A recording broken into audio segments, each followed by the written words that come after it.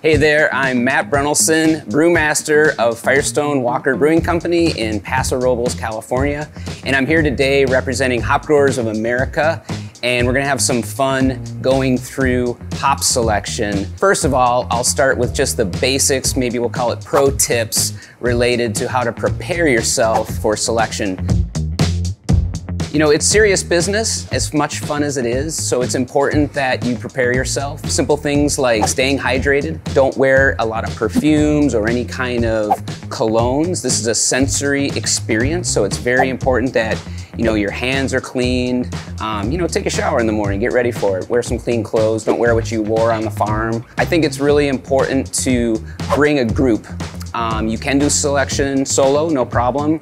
But certainly if you brought some of your brewers with you, some of your co-workers, especially those on your team who have already been trained in sensory, beer sensory basics apply to hops. And we're gonna go through all of that. If, in the perfect case, you can have an odd number of people on your selection team, that really helps with the final voting. So there are a few basics, whether you're looking at pellet hops, whether you're looking at whole leaf samples like I have here on the table. Some of the things that are just 101 that you need to pay attention to when assessing hops.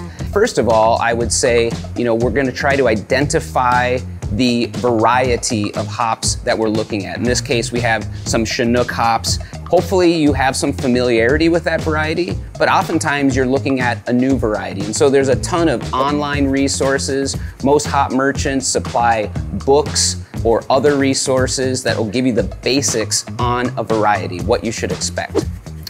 In addition to that, most samples, whether it's your box of hops in your brewery, or in the case of this brewer's cut sample, there are some numbers, and you see there's a lot ID number here, and in this particular case, it has a 3-digit number followed by a dash and an additional group of numbers.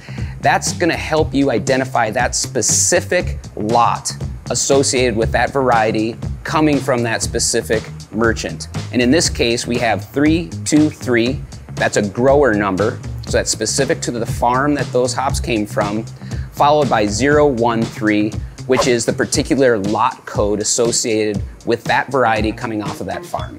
So those are really important numbers to capture. That's part of the data capture piece that is gonna be critical to following this up year after year. I always suggest that back at the brewery, when you're brewing, don't just write on your brewer sheet, I used 5-10 pounds of Chinook. It's really nice to capture off of the box whatever data has been given to you. That should follow through your whole recipe process. And then you can always go back. You taste something a little bit strange in your beer that's not true to type or true to brand. Now you've captured exactly where those hops came from, and you can track that back with your merchant. Another nice piece to have, especially when you're going to selection, say during harvest time to select lots, is some type of a form that you've kind of gone through and everyone in your group can fill out that kind of clues you in on some of the data points. For instance, color, texture, some of the key aroma. I guess at the end of the day, it's just important to take good notes and capture that data for future use. So now we're gonna get into kind of the nitty-gritty, into the actual selection of hops. And I have here in front of me a brewer's cut. So right away, before I even open it, I can kind of take a look at what we're getting into here. I'll take some notes on what I see, specifically if I see anything off. But do remember that selecting hops is not a beauty contest. What this is really all about is the quality of the aroma and trying to get the best character out of these hops. So don't be too misled if you see some yellowing or some browning. We'll get into that when we open up the sample. So we're gonna open up this brewer's cut, and what this is, it's basically a core sample from a 200-pound bale. This is a really healthy, nice size sample, so this would be plenty for a group to really get into and for you to maybe even save some after the fact, for later evaluation. I'm gonna open it up, and right away what I like to do is just kind of feel a little bit what's going on here and get a smell of that sample before I've even really done anything to it. I'm gonna move this aside here. And I'm just gonna get into it. I'm gonna dig out a nice, healthy piece of this core sample. And I have it here. I can kind of spread it out on the table, so it's nice to have kind of a clean area. Some cases you can lay a piece of paper down if it's a wood table. Here we have this really nice metal table, no problem. So I'm taking a look at this sample and I'm just kind of doing an overview. I'm seeing whole cones. I'm not seeing a lot of shattered cones. I'm not seeing a lot of dust or the evidence of shattering of the hops. So this is a really nice, bright, good example of hops. And I like to, and I kind of learned this from Ken Grossman at Sierra Nevada, because they use a lot of whole hops, so he's used to feeling and touching hops, is, the basic feel of this, is it feeling moist or is it feeling too dry? If you crunch it, you can almost hear and feel if it's too dry. And that might be, a sign of overkilning, something that might have done some damage to hops. Next, I've felt the hops. I've determined that, moisture is probably pretty good here. This is looking pretty consistent. And now we're gonna get into it. And the hop rub is something that, is the critical kind of start of the sensory piece. And I'm just rubbing this in my hands. The heat of my hands is starting to warm up the lupulin glands, and that's the whole idea, is to rupture that lupulin. And I'm making kind of a little pile of shredded hops here. You're gonna make a mess, so don't worry about it. And already I can start to smell the essential oils, the terpenes, the thiols, the oil of the hop coming forward already. And I'm rubbing to try to disrupt or to break up these hops as much as I possibly can. And then, just kind of take a little pass over. You don't have to get too deep in there at first. Are you smelling pleasant smells, pleasant aromas? Are you getting true to type? And I'm gonna take kind of, a few little sniffs, get it in there. If anything's off at all, ammonia type aromas, is it smell too much like alfalfa or hay? Little things like that you'll clue into. You can write those down in your notebook. I'm gonna start getting in there a little bit more. And now I'm gonna start taking some real inventory of the aromas I'm smelling. You kind of develop a lexicon of sorts, citrus being a bit of a broad category. But try to describe that citrus. Is it grapefruit? Is it lemon peel? Is it lime zest? What's good is do that by yourself. This is kind of an activity for just you, your notebook, and these hops. Let anybody else who's assessing this hop do it on their own, and try not to influence what other people are experiencing. So, try to keep the table talk low at this point. I'm gonna take some notes. Your pen's gonna get real sticky. Your notebook's gonna get real yellow. Your hands should be beautifully, if you haven't gotten into it like this, you're not doing it right. So there you go. So we've done the basics of assessing quality. We've looked at the visual, we've felt the hops, we've got the textural type of condition of the hops, and then we did a rub where we really got into the aroma and doing our best to describe that aroma in the context of the variety that we're looking at. If we have, say, a few varieties and we have a group in the room, we're gonna move from these samples. Everyone's gonna take their notes by themselves, and doing our best to try to get between samples. In this case, I'm working with a really oily and really kind of amazingly intense hop. I may need to stop and wash my hands between samples. The hop resin's a little bit difficult to get off your hands. Things that work really well are ethanol. Of course, a lot of denatured ethanol does have an aroma itself, so you may want to wash your hands with a neutral soap and water afterwards, get them nice and dry, and come back.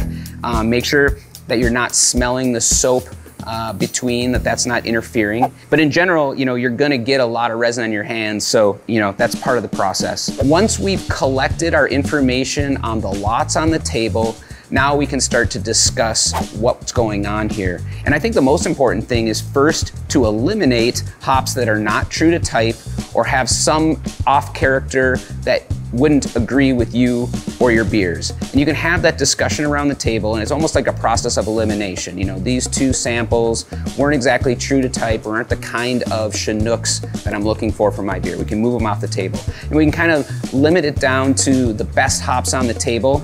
It's a little bit like judging beer. This can be subjective, and again, that's why it's nice to have an odd number of people around the table so we have a chance to kind of vote on this. And we'll go around and we'll just decide which was my favorite, what was my number 2, what was my number 3, and all the reasons why. Take note of intensity. Depending on the type of beer you're making. If you're making an IPA, you're probably looking for a particularly intense hop. Am I looking at lager hops? Am I looking at Willamette, for instance, and I'm looking for a balanced, round character? You know, these are things that we talk about at the table and kind of get it down, this process of elimination, to the best hops for us on that table. That may not be the best hop for the other brewers who are gonna come in after you and do selection, but that's okay. It's all about the best hops for you and your brewery. So once we've completed the sensory part of our selection, that's the time to look at the analytics. We can get a lab report from the merchant specific to that lot, and we can look through to make sure, once again, that those analytics are true to type. We're looking at alpha, we're looking at beta, we're looking at percent oil.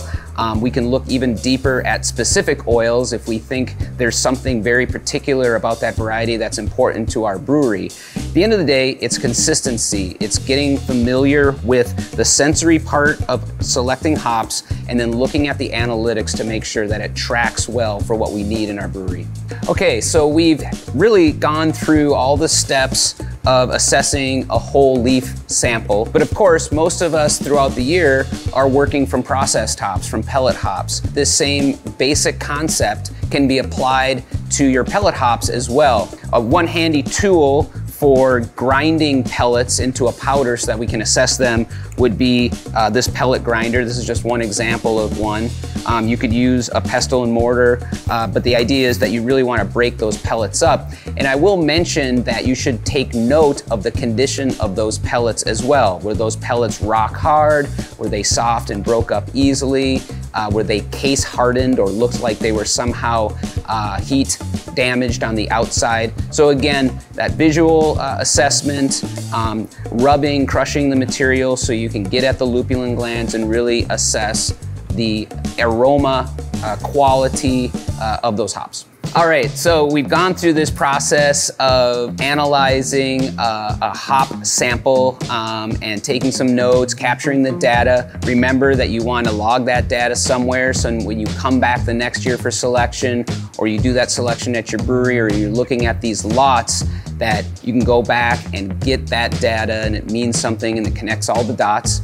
Critical piece, but we know that as brewers that brewing logs are a really important part of our business. You know, I highly suggest, I think every brewer should come to the hop growing regions at some point in your career to see the magic of harvest and to have this experience of assessing hop quality right at the site.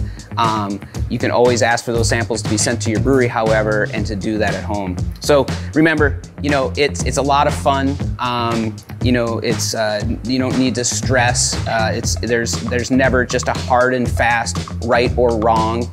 And the more you do this, the more you will feel comfortable and get to know your hops. And I think at the end of the day, that's what it is. It's this kind of repetitive exercise to get to know our raw materials, to know what works best in our beer, and at the end of the day, get the best hops we possibly can in our breweries. So thanks so much for your time. I hope that was helpful for you and help guide you. And until we see each other next time, cheers.